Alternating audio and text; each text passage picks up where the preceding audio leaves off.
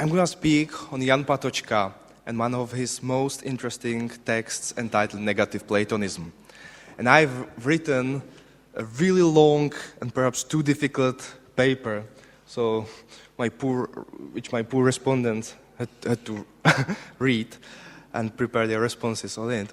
So I won't read it. I won't read my 18 pages long essay. And I will divide my talk into 3 sections, and I will try to keep 10-minute slots, which I will invest into all of these, in each of these sections. So first of all, I will introduce you briefly to Patočka's text Negative Platonism, which will set the framework for my later argument, which is a theological reading of this particular text. And finally, I will move toward the main theme of this seminar, the exploring of the after of Christianity, and I will try to apply my theological reading of Negative Platonism on this particular question. What does it mean to talk about the after of Christianity? So, to begin, we can say that for decades now, the end of metaphysics has been heralded.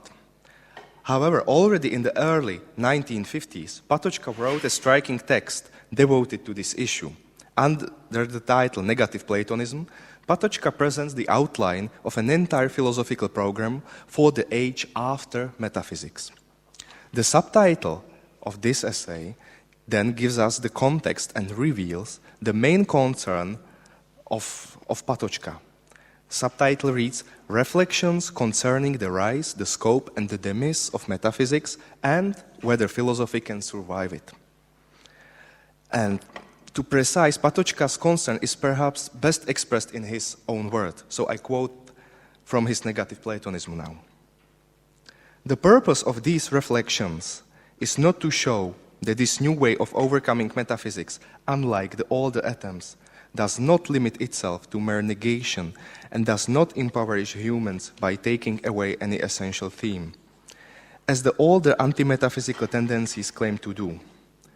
For that very reason, this new way can understand even metaphysics itself, taking from it, in a purified form, its essential philosophical trust and carrying it on. End of quote. So, to summarize, the aim of Negative Platonism is the reflection on whether there is a possibility to think metaphysically in the age after metaphysics. And in my opinion, this is fairly interesting for theology, which, on the one hand, is often seen as the carrier of the most of metaphysical heritage, and on the other hand, recently struggles with something we call the problem of ontotheology, or overcoming of ontotheological metaphysics. The way I want to elaborate on this is by introducing the category of faith, which, in the context of this paper, does not primarily refer to a confessional allegiance, but can be reinterpreted as a movement of life in close proximity to metaphysical thinking.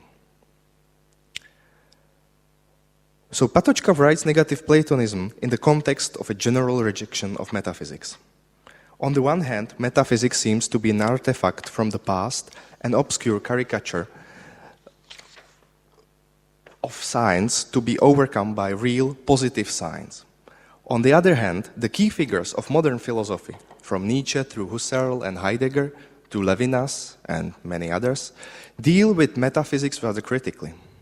And moreover, the current production in the field of the so-called theological turn in continental philosophy suggests that nothing has changed on this generally negative attitude toward metaphysics.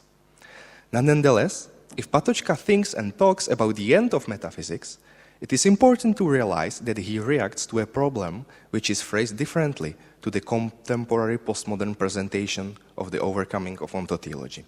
When Patočka criticizes metaphysics, he thinks of 2 versions of metaphysics, so to say. On the one hand, he thinks of classical positive metaphysics, which can be associated with Platonism, that's why it is Negative Platonism.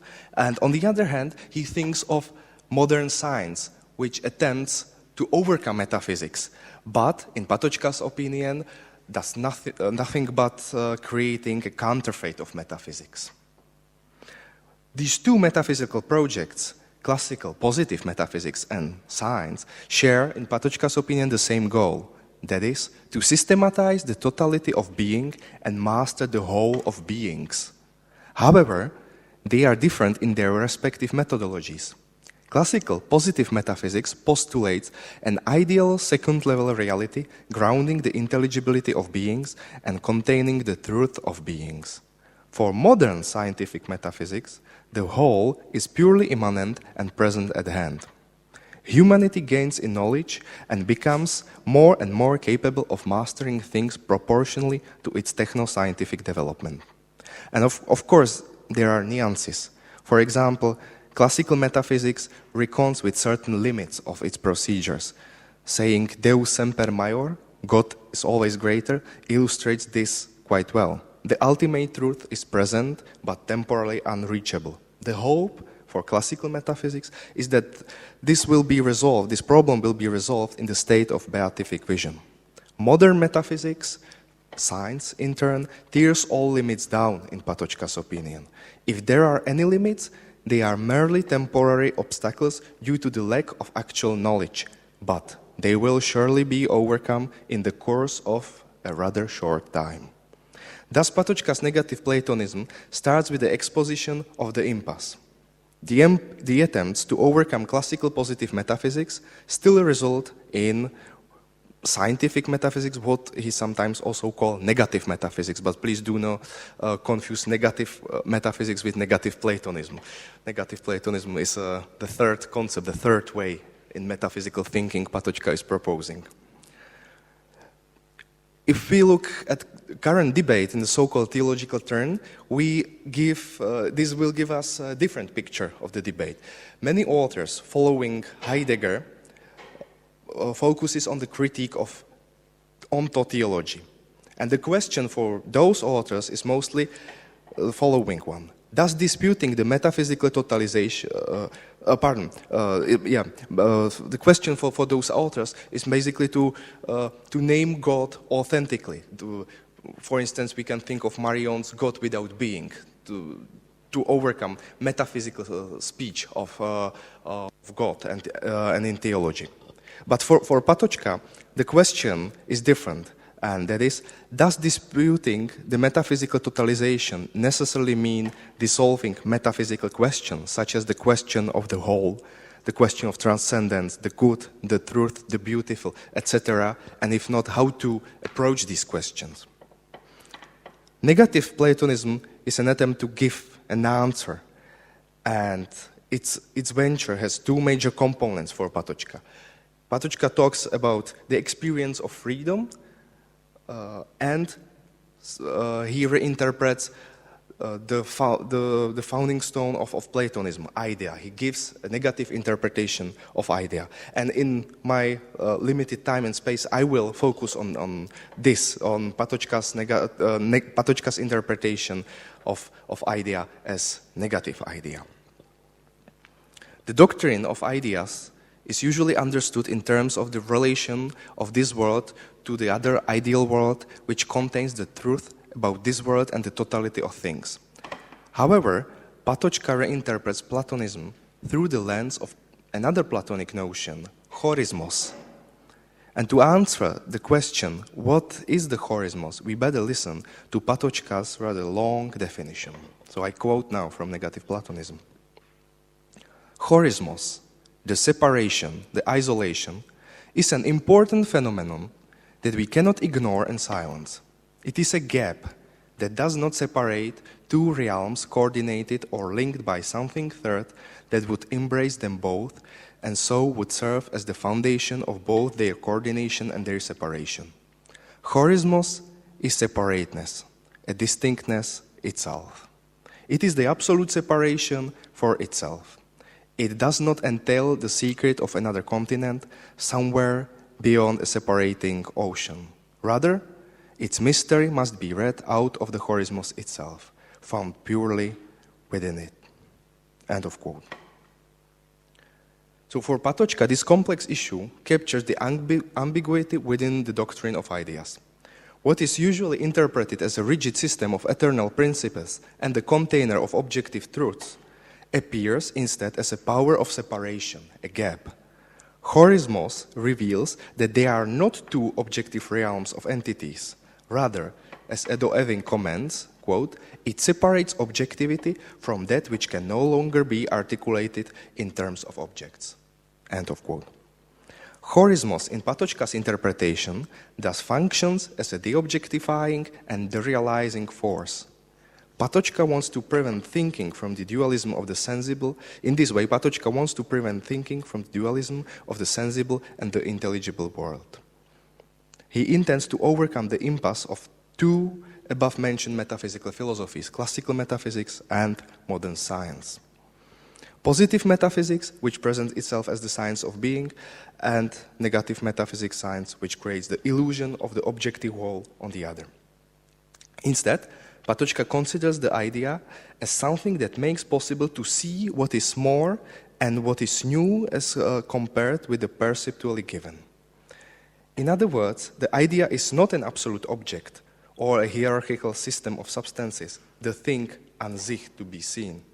Instead, the idea opens the possibility of seeing itself. Patočka thinks here of spiritual seeing, which means the overcoming of the given presence. In this sense, the idea is the call of transcendence. Nevertheless, the negative conception of the idea raises the question with regard to the status of the idea itself. If the idea is not a being and, in fact, stands in contrast with all beings, what it is? Or, as Patočka puts it himself, quote, what remains when we exclude all this, what other than sheer nothingness, end of quote. So Patočka's answer to this, to his own question, is the interpretation of the idea not as nothing, meaning an empty thing, but rather as a no thing, non-objectivity. Both Platonism and Christian metaphysical thinking, in Patočka's opinion, has this sensitivity, the sensitivity of the gap between objects on the one hand and nothing, meaning no thing, on the other. The real problem with metaphysics is Cartesianism, or a post-Cartesian world, modern world, which introduces mathematization, geometrization, and the problem-solving based on calculability into which everything is translatable. And thus, in Patočka's opinion, violates all limits and places human being into the center with the task to rule over the whole, meaning to have knowledge of the whole. Thus, Patočka's reflections concerning the rise, the scope, and the demise of metaphysics do not overcome metaphysics as such. The negative conception of idea overcomes objectivity and the metaphysics of representation. The key motivation behind negative Platonism is discovering and reconsidering the task of thinking, echoing Heidegger, namely to master and to serve, to know and to search, but not least to see, quote, that there is something higher than man, something to which human existence is indissolubly bound and without which the most basic well springs of our historical life dry up, end quote. Patočka calls this something the holy other, using the Greek expression to heteron. That is something which is, in fact, not a thing and is placed outside positive knowledge. How is then possible to know about the call of holy other, heteron?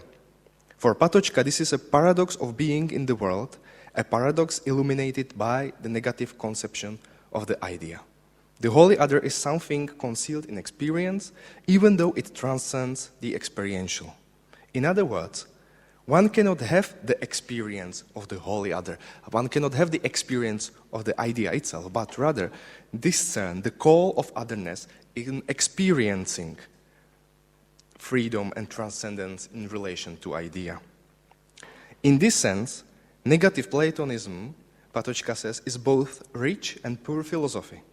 It is poor because it cannot say anything positive and cannot provide access to the knowledge of the whole in the way Cartesianism provides this, or post-Cartesian world provides access to knowledge.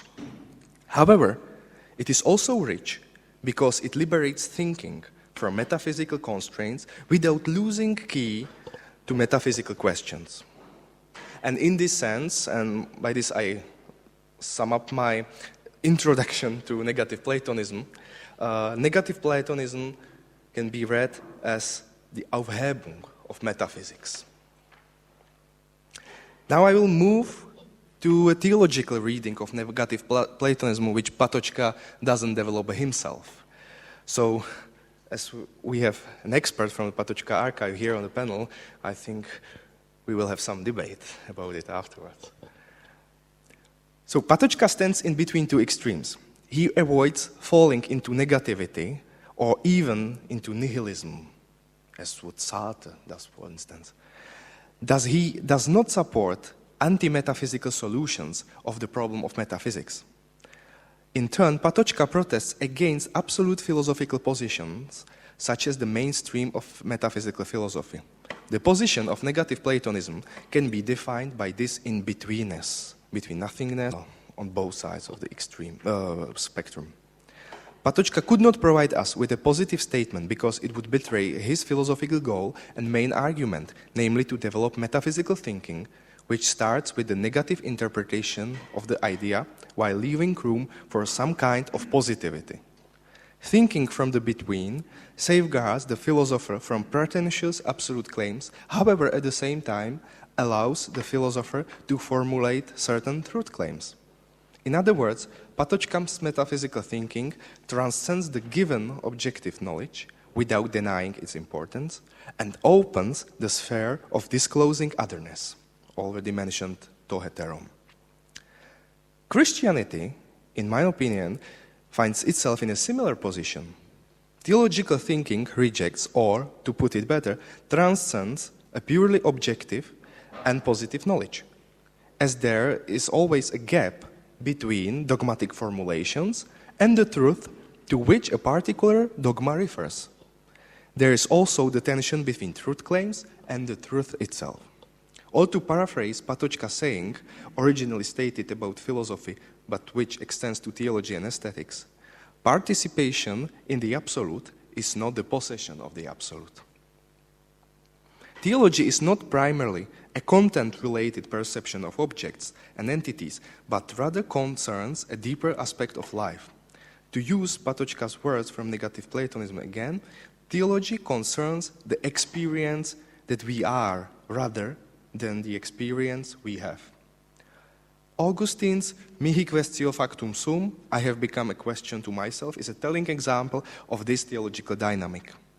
What creates this tension between the objective and non-objective?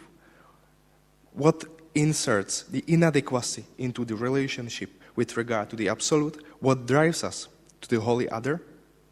For Patočka, from his philosophical perspective, the answer is the idea interpreted through the notion of horismos. The idea as distance and as the objectifying power opening up the field of transcendence. Theologically speaking, we find the parallel in the notion of faith. However, it is necessary to clarify that faith, which I suggest comparing with Patočka's reinterpretation of the Platonic idea, does not exceed the critique of metaphysics. I say this because some of current theological efforts invested in overcoming ontotheological metaphysics often succumb to this temptation and withdraw faith, the position of faith, from the critique of metaphysics as something ametaphysical, something to which this critique doesn't apply. I think Justin can tell us more about Westphal's conception of faith and relationship to metaphysics and whether it escapes critique or not. I think there's this danger. By this means, it is supposedly proved that Christianity escapes the clutches of metaphysics without losing anything particular. Nonetheless, I suggest that relating the conception of faith to Patočka's conception of the idea is not exempted from critique of metaphysics formulated above, because this faith is equivalent to what I would call Patočka's metaphysical thinking. So in what follows, I would like to elaborate more on the moment of non-objectivity that is revealed in metaphysical thinking and which, in my opinion, can be associated with the category of faith as well. And in this respect, I just have to say that I acknowledge that I follow the interpretation of the Czech Protestant philosopher Ladislav Hejdánek and his reading of negative. For Patočka, nothing, interpreted as no thing, is the appeal of transcendence, that is, going beyond things without negating them. Nothing is the claim of that which is not given objectively. In other words, the notion of nothing leaves the metaphysical problems open without denying the importance of metaphysical thinking, for example, about the whole thing, etc. In Patočka's conception, the agent of metaphysical thinking is the idea. However, the idea is not an entity, as I've already said. It is not an object to be grasped, but the call of no-thingness, nothingness, no-thingness. It becomes clear now what Patočka means when he says that the idea is not present as a being to be seen and contemplated, but that the idea allows us to see. The idea is not an idol which can be fixed by sight. Rather, the idea has an iconic character and direct sight beyond the given to transcendence. Faith, similarly to the idea from the perspective of negative Platonism, does not gaze on something objective, ontological, an idol.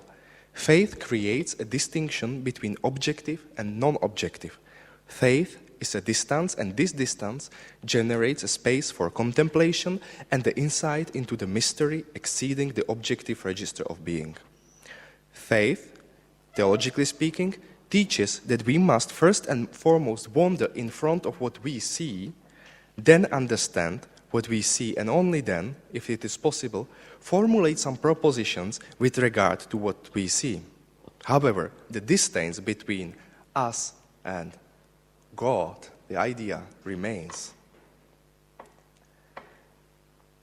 This conception reveals a striking similarity to Thomas Aquinas, who holds three different levels of being with regard to God, analogous to the aforementioned levels of seeing in faith. First, now excuse a bit of metaphysical vocabulary. First, Thomas conceives the ipseity of what one sees, modus essendi. Second, the knowledge of what one sees, modus intelligendi. And third, the proposition articulated about what one sees, modus significandi. In one way or another, the non-objective moment of faith seems to follow the traditional path of three ways which are again associated with Aquinas. Although faith is articulated in propositional claims, positive moment, it always negates them to show that there is more than a mere objectivity, negative moment. And finally, faith refers to that which is not being according to ontological standards, and to that which is not non-being as a sheer nothing. Faith does not correspond to, as our dear Juris Schreivers coins, quote, metaphysics in which vision of a thing becomes the vision of a things, end of quote. Therefore, in my opinion, faith is a form of metaphysical thinking, meta-objectively no thing, nothing. And I'm slowly moving to the third point about faith, about the relationship of faith and the after of Christianity. So after having discussed metaphysical moment that is common to the idea and faith, in my opinion, I would like to focus more on the notion of faith, which plays an important role in Patočka's text written about the same time as negative Platonism. Interestingly, in many of these texts, Patočka deals with the category of faith from the perspective of time. It is perhaps good to say that negative Platonism, in fact, is an unfinished project of Patočka. He intended to long work on philosophy after the demise of metaphysics and what can philosophy say after metaphysics. And he wrote, besides negative Platonism, which we have more or less coherent text, he wrote many drafts and preparations. And in many of those preparatory texts, he deals with the question of time, but interestingly enough, he also introduces the category of faith. In, for instance, his essay "Time, Myth, Faith," which was in conclusion, but it was present in his mind. So the triplet of ideas which associated with faith in this respect, from the perspective of time, is the following. Faith as the openness to the future due to the encounter with the other, heteron. Faith as the transcendence from the present as objectively given now. And faith as the freedom from the past as ineluctably determining the present and future. So, in short, Patočka discusses basic time modalities, the past, the present, and the future, and he associates the different modes of thinking with each of this time modality. So the past correlates with mythical thinking, the present is for Patočka metaphysics, and faith is future. This triplet of ideas I mentioned, faith as the openness to the future, faith as the transcendence from the present, and faith as the freedom from the past, implies that faith is associated with the time modality of future. The orientation to the past is myth, and in Patočka's conception, in myth, everything has already been decided. The present is only an alteration of what is already here, and the future is predetermined from the beginning. Whether it is the original event, fate, the decision of gods, whatever, the individual being is tied up to that. There is no exit from the order of things. One can only participate in them and wait to see whether their predictions turn out to be good or bad. Nothing can be done to change the flow of life. The orientation to the present is the rule of objectivity, that is, for Patočka, metaphysical philosophy, metaphysics, classical metaphysics. He says the following, I quote, "For this conception is typical that being must contain all its possibilities in the given present state. Basically, nothing new can occur. The world is entirely objective and contains nothing foreign. Everything is manageable by means of our categories." End of quote. Patočka refers here to a sense of being as presence and the present time as the determination of our intelligible being. In this respect, metaphysics pretends to be the science of being. What are the consequences of this matter of reasoning for Patočka? Firstly, the metaphysics of presence is built upon the supposition that beings are objectively present before sight. Objects are therefore present at hand and manageable by knowledge. Secondly, objects are present as completely transparent entities having no secrets. It is possible that there are certain unknowns with regard to an object, nevertheless, nothing unknown in a sense. Thirdly, objects are represented in knowledge. Everything happens now. In consequence, metaphysics is capable of embracing all of its possibilities. In other words, the orientation to the present does not know a genuine transcendence because metaphysical philosophy participates in a static now. Finally, the orientation to the future is, in Patočka's opinion, faith. In the essay Time, Myth, Faith, already mentioned, Patočka highlights, for example, that faith is freedom with regard to the past and the present. He says also that faith is the school of responsibility. He says that faith is the appeal of transcendence. He indicates that faith is not objective knowledge, rather it is a mode of understanding. I think that one of the most telling opinions, Patočka's opinions on the state of faith is the following short quote. Quote now from from Time with Faith. Faith believes that no decision is yet final and irrevocable. Faith is essentially a faith in life, and this faith in life is essentially a faith in the afterlife. These words summarize what has been noted above. Firstly, the reference to decisions which are never ultimate allude to the freedom from the bonds of myth in which everything has been already decided.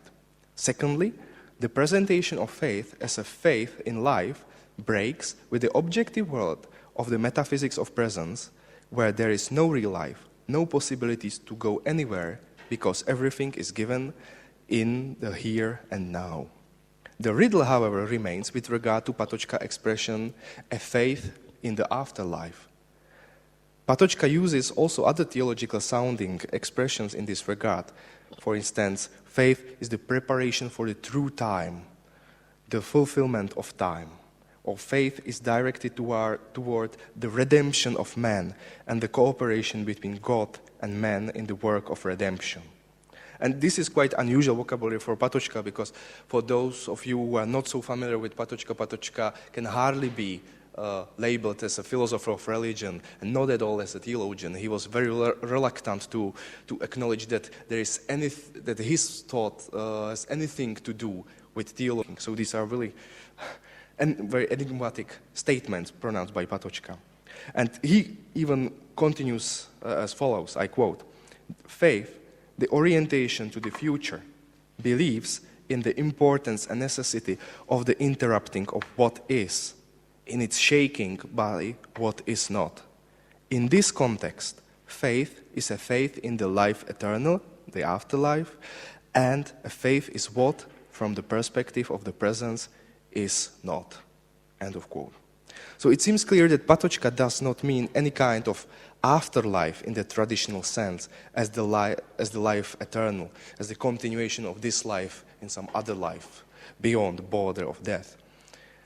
But what is faith then for? I suggest that faith in the afterlife can be described in 3 points. Firstly, faith is the sense of transcendence and thus establishes the relationship to what is beyond objectivity. Secondly, faith refers to the source of life, which is objectively inexplicable. And finally, faith is giving meaning to the whole, even though the whole of meaning is unattainable. So, to conclude and to fulfill the promise I gave at the beginning of my dissertation, that I would like to apply this reading of negative Platonism to the main question of our seminar today, that is exploring the after of Christianity. So I think this notion of, or this proximity of faith, not proximity, this statement that faith is faith in an afterlife, we can use for interpreting also the for interpreting the after of Christianity we think of today. Because as František mentioned at the beginning of our seminar, the after of Christianity is the situation that we live after Christendom, after Christianity, is more or less accepted. Who would here in the Czech Republic wonder on the street, if you approach him, do we live after Christianity? Yes, of course we do. But I think this sense of being after Christianity, which is commonly associated with the notion of after, is like is formulated from a historical sociological perspective, that simply historically there was the era of Christendom and now there is another era, whether we call it postmodernity, whether we call it post secular age, whatever name we use, it refers to this like socio-historical analysis, to this progressive understanding of time. However, I think that dynamics of faith, which is also at the same time the dynamics of metaphysical thinking for Patočka, shows us a different possibility how to interpret the after of Christianity, namely that Christianity after Christianity is the afterlife of Christianity, which is not some like that would be point A, which is Christianity, and then point B, which is after Christianity, but rather because of the notion of faith, the afterlife, the sense for afterlife of Christianity is something inherent in Christianity, that Christianity of its founding category of faith constantly transcends itself, and this self-transcendence is incarnated in its very being. And thus I propose this interpretation, this answer to the question, exploring the after of Christianity, that it doesn't mean that we moved historically to a better version of Christianity or to another kind of Christianity. It also rejects calls for formulating Christianity differently. It is just acknowledgement that Christianity